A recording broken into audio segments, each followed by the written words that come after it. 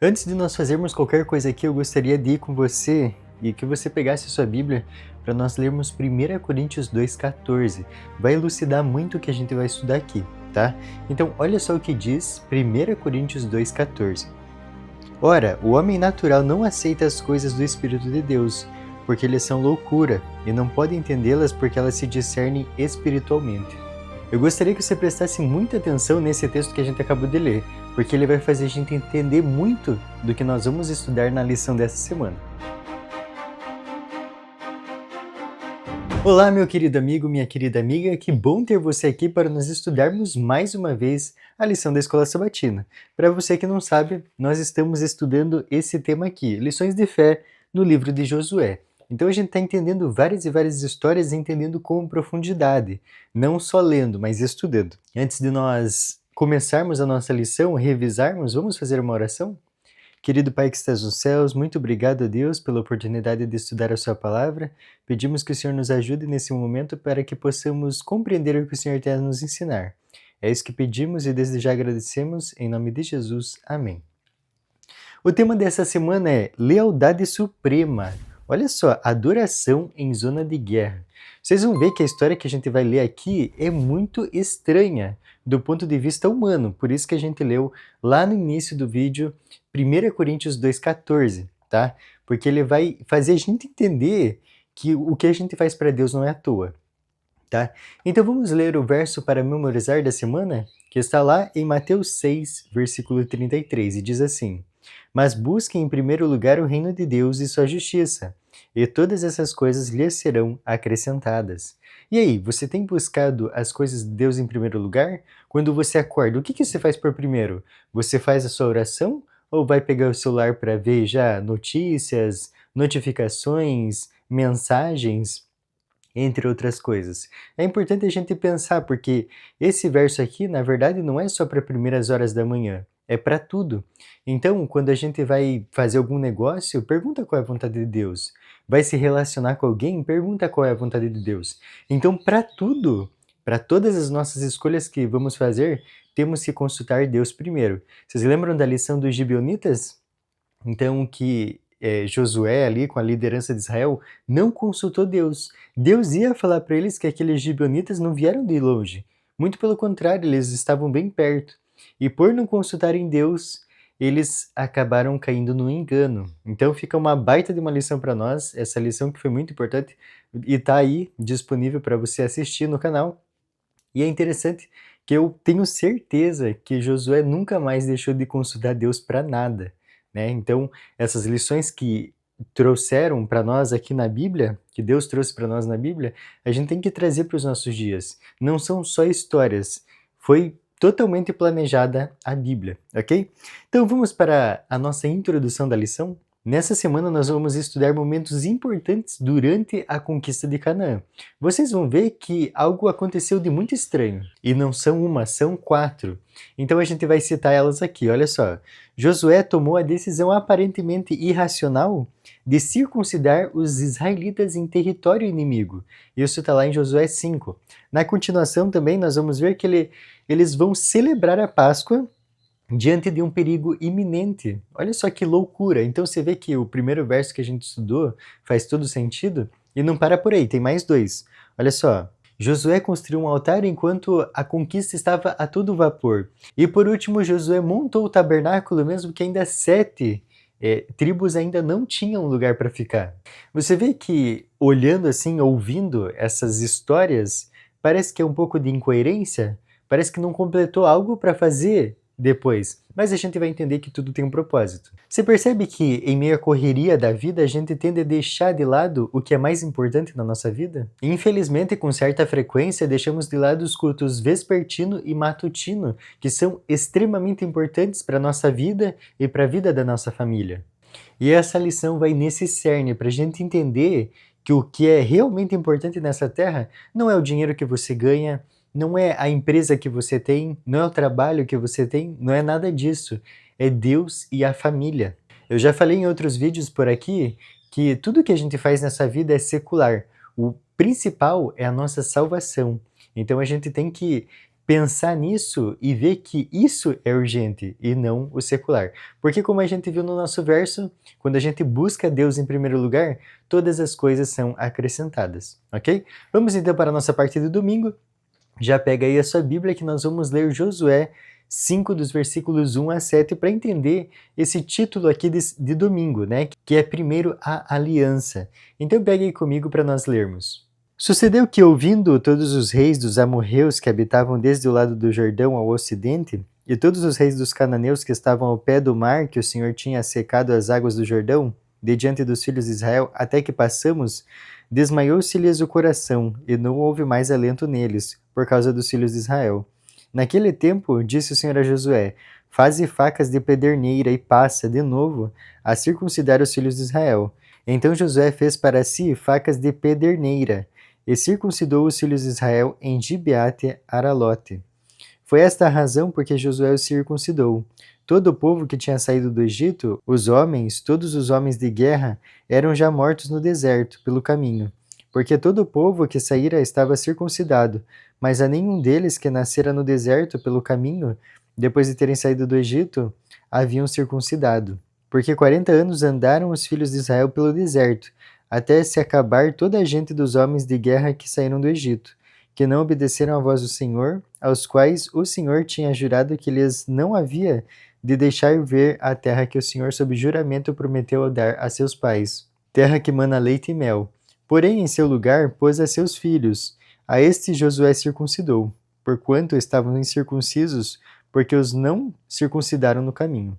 Após a exploração do país pelos espias, então eles trazendo aquela notícia maravilhosa que Deus ia dar a vitória a eles, era esperado um ataque iminente da parte de Josué. No entanto, havia algo mais importante ainda que isso, a aliança com Deus. Antes que Israel pudesse se envolver nessa conquista do novo território, eles precisavam fazer uma aliança com o dono da terra. A nossa aliança com Deus deve ser sempre por gratidão a tudo que Ele já fez por nós, e nunca uma tentativa de obter benefícios através de uma obediência legalista. Israel estava à beira da maior campanha militar da sua vida. E poderíamos esperar que eles estavam se aprontando para a guerra. Mas eles estavam se aprontando, mas não da maneira convencional.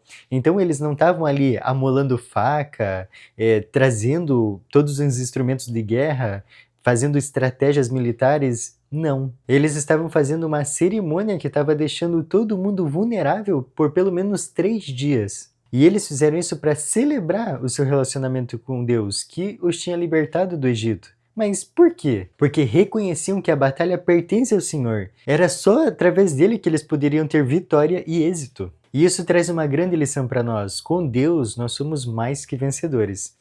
Então, olha só que história. Imagina os povos ao redor sabendo disso, que eles se circuncidaram. Qual será que seria a reação deles? A gente pode ver mais para frente. Olha só, vamos então para a nossa parte de segunda que vai falar sobre a Páscoa. Então a gente vai estudar agora, e ler na verdade, Josué 5, versículo 10. O que diz para nós? Estando, pois, os filhos de Israel acampados em Gilgal, celebraram a Páscoa no dia 14 do mês, à tarde, nas campinas de Jericó. Vocês lembram o que aconteceu na Páscoa por volta de 40 anos antes? Deus tirou Israel do Egito. E olha só, eles estavam celebrando, comemorando essa grande vitória que Deus tinha trazido para eles lá no início. Então aqui é muito interessante que eles vão comemorar de novo. A segunda atividade importante que antecedeu a conquista de Canaã foi justamente a Páscoa. Ela aconteceu na noite do 14º dia do mês, assim exatamente como Deus tinha orientado o povo de Israel quando eles estavam lá no Egito. A Páscoa remete à noite da 10ª praga. Vocês lembram que nós estudamos lá em Êxodo 12? Quando o anjo do Senhor passou pelo Egito e matou todos os primogênitos e salvou os israelitas. Em seguida disso aconteceu a saída do Egito, a travessia do Mar Vermelho e também a jornada pelo deserto. Já por outro lado, essa segunda geração que está para entrar em Canaã, ela começou no deserto. Continuou com a travessia do Jordão, vimos aqui a parte da circuncisão e levou ao momento crucial onde outra operação miraculosa de Deus era esperada contra os habitantes de Canaã. Junto com todos os atos anteriores, a celebração da Páscoa marcou o início de uma nova era na vida de Israel. Outro ponto que a gente tem que enfatizar aqui é que a Páscoa não significava só a libertação do Egito, mas a libertação futura, onde o Cordeiro de Deus nos resgatou da escravidão do pecado. E isso a gente vai ver que a Bíblia é cheia de simbolismo, e isso é muito legal, né? Vamos para a nossa parte de terça-feira, que vai dizer altares de renovação. Agora a gente vai avançar um pouquinho na Bíblia, vamos lá para o capítulo 8 e vamos ler os versículos 30 e 31, tá? Olha só o que diz na sua Bíblia. Então Josué edificou um altar ao Senhor, Deus de Israel, no monte Ebal, como Moisés, servo do Senhor, ordenara aos filhos de Israel, segundo o que está escrito no livro da lei de Moisés, a saber, um altar de pedras toscas, sobre o qual se não maneja um instrumento de ferro. Sobre ele ofereceram holocaustos ao Senhor e apresentaram ofertas pacíficas. É interessante que esse texto aqui faz a gente lembrar de várias histórias onde os patriarcas eles faziam altares por onde eles andavam. Isso nós podemos ver claramente na história de Abraão, de Isaac, de Jacó. Então, se você for aqui no Pentateuco, ali principalmente em Gênesis, você vai ver diversas vezes que, por exemplo, Abraão fez altares. Então ele sempre deixava muito vivo na mente de quem andava com ele que ele pertencia a Deus e que a adoração a ele era primordial. E você percebe como isso vai passando de geração em geração, né? Às vezes a gente herda coisas ruins, mas muitas vezes também a gente herda coisas boas dos nossos pais. E essa daqui é uma herança que Israel tinha diretamente de Abraão, né? E olha só, é muito importante que a gente pare para pensar, será que a gente está deixando culturas boas, né? Culturas que nos chegam mais perto de Deus para as futuras gerações? Agora, ao erguer um altar, aqui que a gente acabou de ler, o povo de Israel, eles estavam testemunhando o cumprimento das promessas feitas aos seus antepassados. Nesse caso, a construção do altar era o cumprimento direto das instruções dadas por Moisés. Apesar da importância da guerra e da conquista, há algo ainda mais fundamental: a lealdade às exigências de Deus. A conquista era apenas um passo no cumprimento do plano de Deus para a vida de Israel e, em consequência, na restauração de toda a humanidade. Isso é incrível. Se a gente seguisse exatamente o que Deus pede para nós, quantas bênçãos a gente teria na nossa vida, né? Mas, por nossas escolhas, nós tiramos ou privamos as bênçãos de Deus na nossa vida. Vamos então para a nossa parte de quarta-feira que diz escrito em pedras. E aí, o que será que foi escrito em pedras? Então a gente vai continuar aqui a nossa leitura do capítulo 8 a partir do versículo 32 até o 35. Escreveu ali em pedras uma cópia da lei de Moisés, que já havia escrito diante dos filhos de Israel. Todo Israel, com os seus anciãos e os seus príncipes e os seus juízes, estavam de um e de outro lado da arca, perante os levitas sacerdotes que levavam a arca da aliança do Senhor, tanto estrangeiros como naturais. Metade deles em frente do monte Gerizim, e a outra metade em frente do monte Ebal. Como Moisés, servo do Senhor, outrora ordenara que fosse abençoado o povo de Israel. Depois leu todas as palavras da lei, a bênção e a maldição, segundo o que está escrito no livro da lei. Palavra nenhuma houve de tudo que Moisés ordenara que Josué não lesse para toda a congregação de Israel, e para as mulheres e os meninos e os estrangeiros que andavam no meio deles. Esse monte Ebal que foi citado aqui em Josué, ele só repete na Bíblia, lá em Deuteronômio.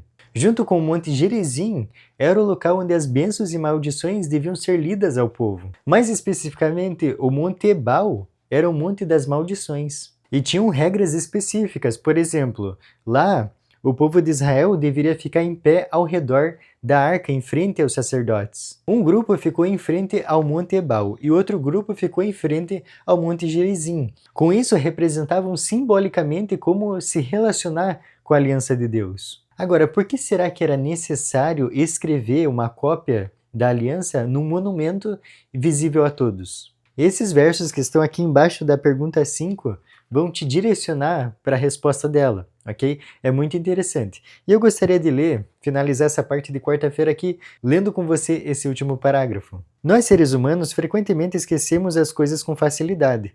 À medida que acumulamos as crescentes e desconcertantes demandas da vida cotidiana, nossa atenção se concentra em períodos de tempo cada vez mais curtos. Isso nos faz esquecer muitas vezes aquilo que não ocorre com a mesma frequência ou intensidade. Em cada ceia do Senhor, temos uma oportunidade especial para nos comprometer novamente com Cristo e renovar nosso vínculo com a aliança. É fundamental enxergar essas ocasiões não apenas como momentos de reconsagração pessoal, mas também como oportunidades de renovação coletiva da nossa fidelidade a Deus. Em uma sociedade cada vez mais voltada para o individualismo, é essencial redescobrir o poder de pertencer a uma comunidade que compartilha a mesma visão de mundo, valores, crenças e missão. Infelizmente, aquilo que você não tem muito contato, você vai esquecendo. Então é muito importante que a gente volte à Bíblia, volte a Deus diariamente, porque assim, pela contemplação, nós seremos transformados. E isso é o ápice do cristianismo, né? A gente precisa estar cada vez mais perto de Deus, ok? Vamos para a nossa parte de quinta-feira? Ansiando por sua presença. Vamos lá para Josué agora 18. Então, Josué capítulo 18, versículos 1 e 2. Vamos ver o que está escrito?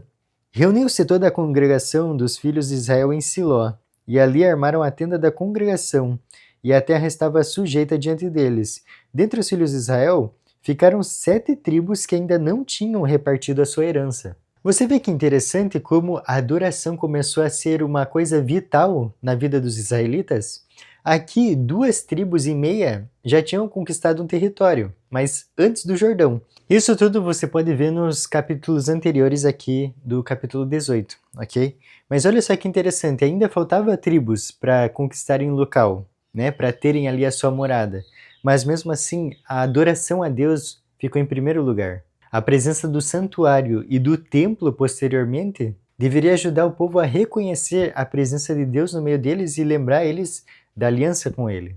Como cristãos que vivem no antitípico dia da expiação, é essencial mantermos nosso olhar fixo no santuário celestial, enquanto enfrentamos os gigantes modernos, que desafiam nossa fé, esperança e herança espiritual. Ao confiarmos continuamente na obra de Cristo, realizada na cruz e no santuário celestial, podemos olhar para o futuro com confiança, aguardando o dia em que Deus habitará novamente no meio de seu povo, desta vez para sempre. Você olha o futuro com esperança ou desesperança? É importante que a gente pare para refletir nesses pontos, porque quanto mais a gente se aproxima da Bíblia, mais a paz de Deus reina na nossa vida. Muitas pessoas ficam temerosas quanto ao futuro, mas se lesse exatamente o que a Bíblia diz, que bênção não seria na vida dela? E além, ela poderia compartilhar com as outras pessoas. É interessante que quando a gente fala que a Bíblia é um manual para o ser humano, a gente não está brincando, porque se você for estudar Apocalipse, diz exatamente o que vai acontecer nos últimos dias. E Apocalipse é um livro que as pessoas estão cada vez estudando menos. Então é importante que a gente pare para estudar a Bíblia, ok? Como a gente viu lá no primeiro verso, né, Mateus 6,33, buscar em primeiro lugar as coisas do alto, e todo o resto será acrescentado. Ok? Então, a gente pode trazer mais conteúdo sobre Apocalipse, Daniel, que vão trazer para nós essas profecias tão importantes para os nossos dias, ok? Vamos então finalizar com a nossa parte de sexta-feira, que é o estudo adicional, e diz assim: o fato de o altar ter sido construído no Monte Ebal, sobre o qual fora posta a maldição, foi significativo, dando a entender que por causa da sua transgressão da lei de Deus, Israel merecia receber com justiça sua ira, e eles a teriam sofrido imediatamente, não fosse pela expiação de Cristo, representada pelo altar de sacrifício. Você já notou que Deus é nosso dono pela criação e pela redenção? Só que ele não parou aí. Todos os dias ele nos salva. Ele nos salva de acidentes, nos salva de situações, nos salva de nós mesmos. Então a gente tem que eternamente agradecer a Deus por tudo. O simples fato de você poder ouvir e assistir esse vídeo nesse momento é exclusivamente por causa de Deus. Se a gente realmente parasse para pensar em tudo que Deus fez por nós, aquele verso de 1 Tessalonicenses se faria realidade na nossa vida, o em tudo dai graças. Eu espero que você tenha aprendido muito com essa lição. Não pare de rever esse estudo, porque ele é muito importante para a nossa vida espiritual, de sempre colocar Deus acima de tudo. Eu te espero na próxima semana. Até mais!